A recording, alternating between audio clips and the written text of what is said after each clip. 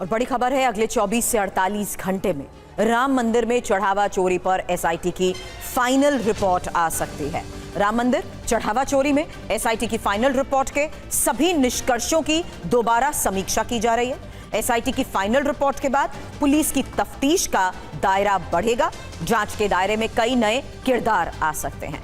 Final report में सिर्फ गिरफ्तार किए गए गिनती कर्मचारियों की भूमिका की ही नहीं, बल्कि चढ़ावा प्रबंधन की निगरानी करने वाले अधिकारियों की जवाबदेही पर भी निष्कर्ष है।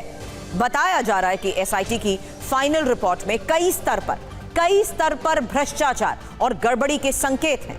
जानकारी मिलने के बावजूद जिम्मेदार लोगों के अनजान बने रहने का जिक्र है।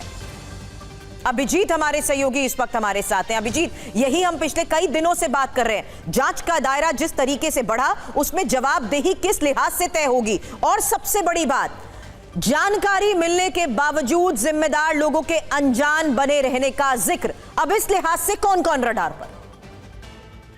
निश्चित तौर पर सुरभि, जब ये जांच शुरू हुई थी तो केवल चढ़ावा चोरी से इसकी शुरुआत हुई थी, लेकिन बाद में ये जांच का दायरा बढ़ता गया और अब इसमें जिम्मेदार लोग, यानी जो ट्रस्ट से जुड़े हुए सीनियर लोग हैं या फिर ट्रस्टी कह सकते हैं आप, पदाधिकारी कह सकते हैं आप, उन सबको भी शामिल किया गया है। और जैसी जानकारी सामने आ रही कि एसआईटी की फाइनल रिपोर्ट में न केवल चढ़ावा चोरी, उसके मैनेजमेंट, बल्कि ट्रस्ट की फंक्शनिंग में जो व्यापक लापरवाही हुई है उसका भी जिक्र जो है वो इसमें बताया जाता है। और उसके अलावा जो ट्रस्ट के पैसों की लेन देन है, उसके अलावा चढ़ावा चोरी का जो ये प्रकरण हुआ, इन सब में जो संलिप्त कर्मचारी हैं, उनके जो ट्रस्ट में जुड़े हुए वरिष्ठ लोग हैं, ट्रस्टी हैं, उनसे जो घनिष्ठता थी उसकी भी बात इसमें की जाएगी, उसकी भी जांच इसमें की गई है। तो कुल मिलाकर हम ये कह सकते हैं कि जांच का जो दायरा बढ़ा है उसका जो असली रिफ्लेक्शन आपको दिखाई देगा वो एसआईटी रिपोर्ट में दिखाई देगा। जो हमें सूत्रों से जानकारी मिल रही है कि ये केवल 8 लोगों तक सीमित ये जांच रिपोर्ट नहीं होगी, इसमें और नए किरदार जुड़ेंगे और नए नाम जुड़ेंगे।